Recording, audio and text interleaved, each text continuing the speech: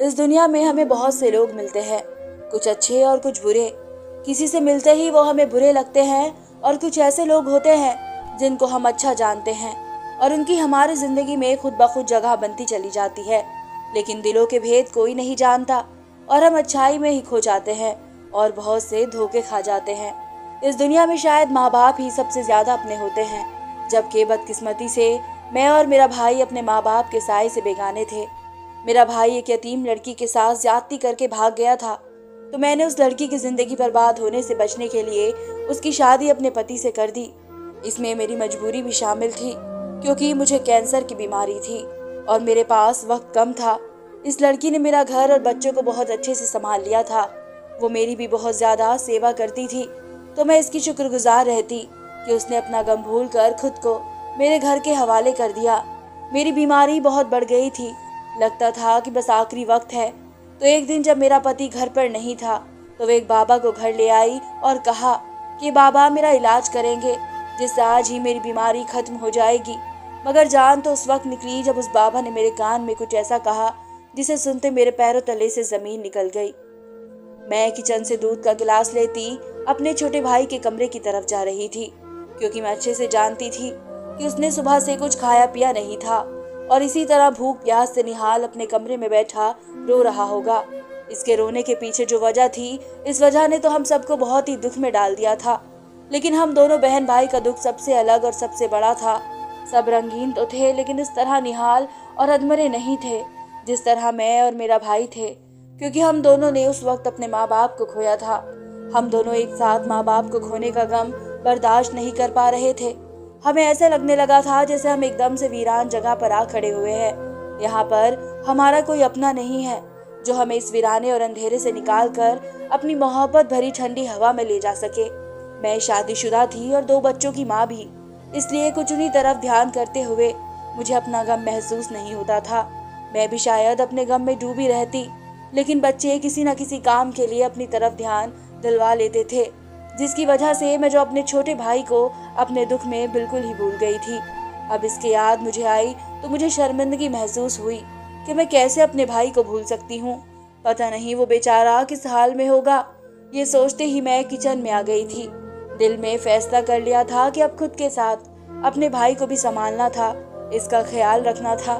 मैं जानती थी कि थोड़ा मुश्किल था, क्योंकि वह माँ बाबा का बहुत लाडला था। मेरी शादी तो माँ बाबा ने जल्दी कर दी थी, तो फिर मेरे बाद भाई ने ही माँ बाबा का ज्यादा प्यार समेटा था, क्योंकि वह मुझसे काफी छोटा था, तो मुझे भी बहुत प्यार था। अपने बच्चों को मैं सुला चुकी थी, तो मैं उनकी तरफ से बेफिक्र होकर भाई के कमरे में दाखिल हुई थी। यहाँ वो बिल्कुल मेरी सोच के मुताबिक बेड पर लेटा तकिए में मुंह दिए यकीनन रो रहा था, क्योंकि उसका हिलता वजूद उसकी हिचकियां भरने की निशानी। मैं अपने भाई को यूं तड़प तड़प के रोते हुए नहीं देखना चाहती थी, इसलिए जल्दी से आगे बढ़ी, इसे खुद से गले लगा लिया, जिसके बाद मैंने उसे खुलकर रोने दिया था ताकि उसके दिल का बोझ हल्का हो जाए। फिर आहिस्ता आहिस्ता इसे चुप करवाते मैंने उसे तसल्ली और दिलासा दिया था, अपने साथ होने का यकीन दिलाया था। उससे कहा था कि अगर वह इसी तरह रोता रहा तो माँ बाबा को बहुत तकलीफ होगी। वह अब उनके लिए दुआ करे कि वो ऊपर खुश रहे, क्योंकि अब उन्हें हमारे आंसू नहीं बस दुआ ही चाहिए थी। भाई के चुप करने पर मैंने उसे जबरदस्ती दूध का गिलास पिलाकर सोने के लिए लेटा दिया था और मैंने इसी तरह छोटी छोटी बातें करके उसे सुला दिया था। इसके सोने पर मैं कमरे से बाहर आ गई थी। अपने भाई की हालत देखते मेरे अंदर तक उदासी छा गई थी। अभी तो मैं उस वक्त के लिए सोच ही रही थी जब मुझे भाई को कहना था कि अब वे घर बंद करके मेरे साथ मेरे घर चले। मुझे यकीन था कि ये बात उसके लिए बहुत मुश्किल होने वाली थी। एक तो माँ बाप की जुदाई और दूसरा इस घर को छोड़ना। यहाँ उसने अपना सारा बचपन गुजारा था, इसके लिए आसान नहीं होने वाला था। लेकिन मैं अब अपने भाई को अकेला भी छोड़ नहीं सकती थी, क्योंकि अगर वो ज्यादा अकेला रहता तो माँ बाबा की यादों में घुलता रहता, तो इसलिए उसका मेरे साथ जाना ही बेहतर था। मैं इस हवाले से अपने पति से भी बात कर चुकी थी और उन्हें इस पर कोई एतराज नहीं था। बाबा का कारोबार मेरे पति ने किसी भरोसेमंद आदमी के सर पर डाल दिया था, क्योंकि मेरा भाई अभी छोटा था और पढ़ रहा था और मेरे पति का बाबा के कारोबार से बिल्कुल एक अलग किस्म का काम था, तो वह एक साथ उन्हें संभाल नहीं सकता था। हम दोनों मियाँ बीवी के दिल में ये था कि जैसे ही भाई की पढ़ाई पूरी होगी तो ये सब उसके हवाले कर देंगे। इससे पहले इरादा था कि थोड़ी देर के लिए यहाँ का चक्कर लगा लिया करेगा, जिससे इसे कारोबार की समझ भी आएगी और इसका दिमाग भी बटेगा। लेकिन हमेशा वही नहीं होता जो हम सोचते हैं या फिर जैसा हम चाहते हैं। इसलिए हम भी नहीं जानते थे कि जैसा हम दोनों मियाँ बीवी सोच रहे थे जरूरी नहीं था बिल्कुल वैसा मेरा भाई करता भी और वैसा सोचता भी। वक्त गुजरने के साथ इसकी समझ बहुत जल्द आ गई थी और फिर हम चाह कर भी अपनी मर्जी के मुताबिक कुछ नहीं कर सके थे। माँ बाबा को गुजरे कुछ दिन हुए थे तो जैसे तैसे करके मैंने भाई को अपने साथ ले जाने के लिए राजी कर लिया था। वो हमारे साथ आ तो गया था लेकिन बहुत चुप और उदास था और अपने कमरे में बंद रहता था। फिर कुछ मेरी और मेरे बच्चों की कोशिश से वे दोबारा पहले जैसा होने लगा था। इसे पढ़ने का बहुत शौक था तो जल्द ही वे बहुत पूरी तरह अपने कॉलेज जाने और पढ़ाई में बिजी हो गया था। अपने भाई को अपने बच्चों के साथ हंसता खेलता देखकर मुझे बहुत खुशी हुई थी। सब कुछ हमारी सोच के मुताबिक ही हो रहा था कि एक दिन मैंने जब भाई से कहा कि वह पखाबा के कारोबार की तरफ भी ध्यान दे तो वह भड़क उठा और उसने कहा कि उसे उसकी तरफ बिल्कुल दिलचस्पी नहीं और दूसरा उसके पास वक्त ही नहीं होता कि अपनी पढ़ाई के अलावा कुछ कर सके। मेरे पति ने उसे काफी समझाया लेकिन वह नहीं माना तो मैंने ये सोचकर दिल को तसल्ली दे दी कि अभी तो बेचारा पढ़ता है, यकीनन पढ़ाई के बाद वही बाबा का काम संभालेगा, उसके अलावा भला है ही कौन जो ये सब देखेगा। लेकिन ये मेरी सबसे बड़ी भूल साबित होने वाली थी। मेरे बच्चे भी बड़े हो रहे थे और मेरा भाई जवानी की दहलीज पर पहुंच रहा था, जिसे नजर भरकर देखते भी मुझे डर लगता कि कहीं मेरी नजर ही ना उसे लग जाए। उसने कॉलेज के बाद यूनिवर्सिटी जाना शुरू कर दिया था। यूनिवर्सिटी जाने का उसे बहुत शौक था और वह अपनी पसंदीदा यूनिवर्सिटी में गया था जिससे वह बहुत खुश था। लेकिन मैं कुछ दिन से देख रही थी कि वह कुछ ज्यादा ही खुश रहने लगा है। लेकिन फिर दिल में अजीब सा शक पैदा हुआ कि उसकी खुशी के पीछे वजह क्या है। लेकिन इससे पहले कि मैं उसकी खुशी की वजह इससे पूछती, वो अपनी खुशी की वजह को घर ही ले आया, जिसे देखते मैं हैरान हो गई थी क्योंकि यह मेरी सोच के बिल्कुल अलग था। एक दिन रोज के मुताबिक भाई यूनिवर्सिटी से आया तो अकेला नहीं था बल्कि वो अपने साथ एक लड़की को भी लाया था। वो लड़की कुछ घबराई थी और शर्माई सी लगती थी। मैं अपने भाई के साथ एक लड़की को देखकर परेशान तो नहीं हुई थी बल्कि कुछ हैरान सी थी क्योंकि मेरे भाई के लड़के दोस्त बहुत कम थे तो अब एक लड़की को वो कैसे दोस्त बना सकता था। मगर फिर जल्द ही मुझे इसकी समझ में आ गई थी कि मेरे भाई ने इस लड़की से दोस्ती क्यों की है। वो लड़की मुझे काफी अच्छी और सुलझी हुई लगी थी, इसलिए मुझे इसकी अपने भाई के साथ दोस्ती पर कोई एतराज नहीं हुआ था, बल्कि मैं इस लड़की से बहुत खुश थी और वह मुझे बहुत अच्छी भी लगी थी कि जिसकी वजह से मेरे भाई की जिंदगी में मेरे माँ बाप के जाने के बाद जो थोड़ा सा गम बचा था वो खत्म हो गया था। मैं और मेरे भाई, मेरे बच्चे, यहाँ तक कि मेरा पति भी इस लड़की से काफी घुल मिल गए थे। वक्त के साथ दोनों की दोस्ती बहुत बढ़ गई थी, जिसकी वजह से मैं अब उन दोनों को एक नए नजरिए से देखने लगी थी। मगर मैंने किसी से भी इस बारे में कोई बात नहीं की थी। मुझे लगता था कि वह दोनों एक दूसरे को पसंद करते हैं, तो मैंने सोच रखा था कि जैसे ही भाई की पढ़ाई पूरी होगी मैं उन दोनों की शादी करवा दूंगी। पहले पहल मुझे लगा था कि मेरा भाई इस लड़की से हमदर्दी कर रहा है और इसी वजह से इसकी तरफ ध्यान भटका हुआ है, क्योंकि इस लड़की का दुख भी हमारे जैसे ही था। मतलब वह लड़की भी मेरे और मेरे भाई की तरह यतीम थी, तो मुझे ये नहीं लगा कि भाई इसका और अपना दुख एक जैसा समझते हैं, इसकी हमदर्दी कर रहा है। लेकिन फिर वक्त गुजरने के साथ मुझे यकीन होने लगा था कि दोनों के बीच हमदर्दी से बढ़कर कुछ है। इसलिए उन दोनों की शादी के बारे में मेरा फैसला अब टल चुका था। लेकिन उस सब की नौबत ही नहीं आई।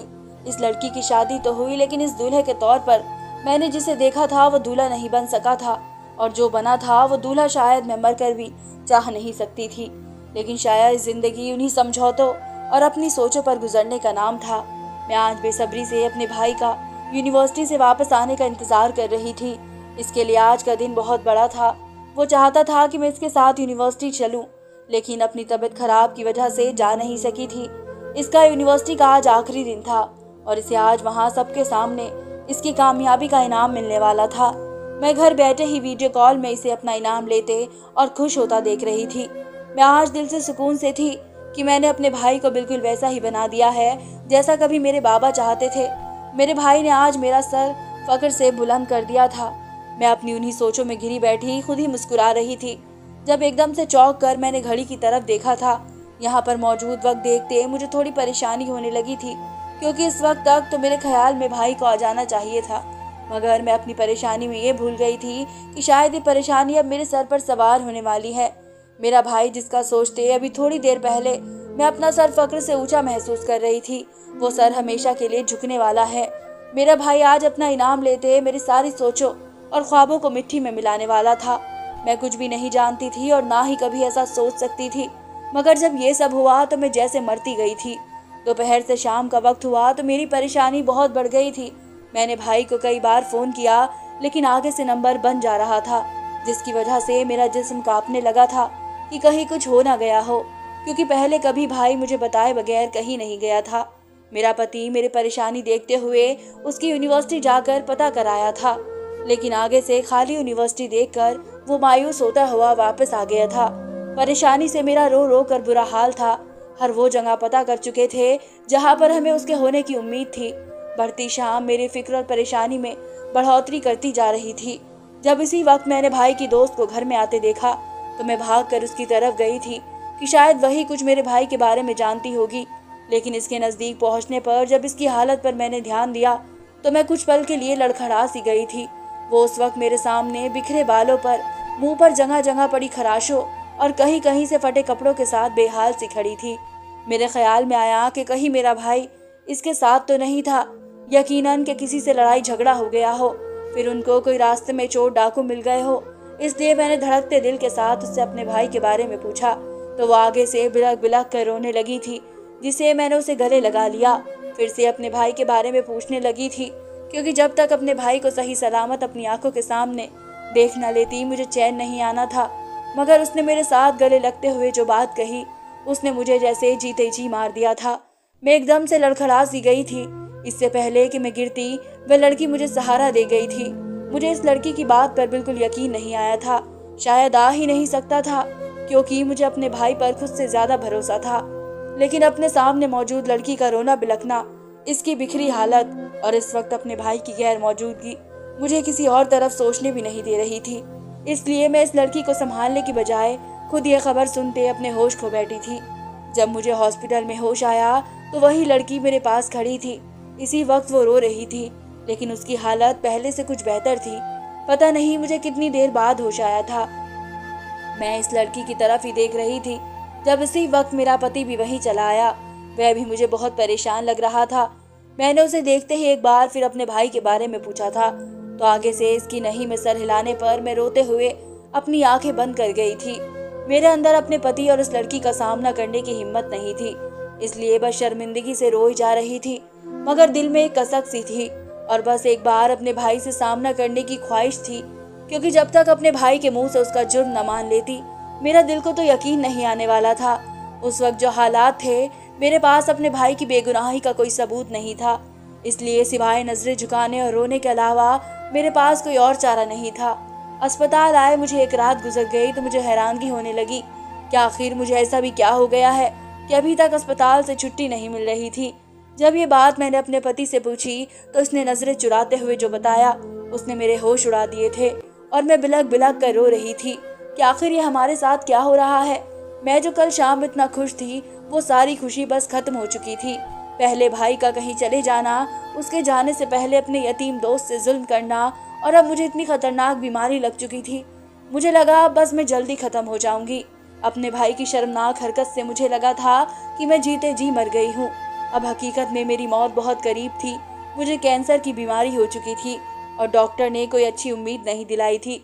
मैं एकदम से बूढ़ी हो गई थी और चुप भी। घर आने के बाद हालात को मद्देनजर रखते हुए मैंने एक बड़ा फैसला कर लिया था। मेरा फैसला सुनते पहले तो मेरा पति नहीं माना, लेकिन फिर मैंने इसे बच्चों का वास्ता देते अपनी बात मनवा ही ली थी।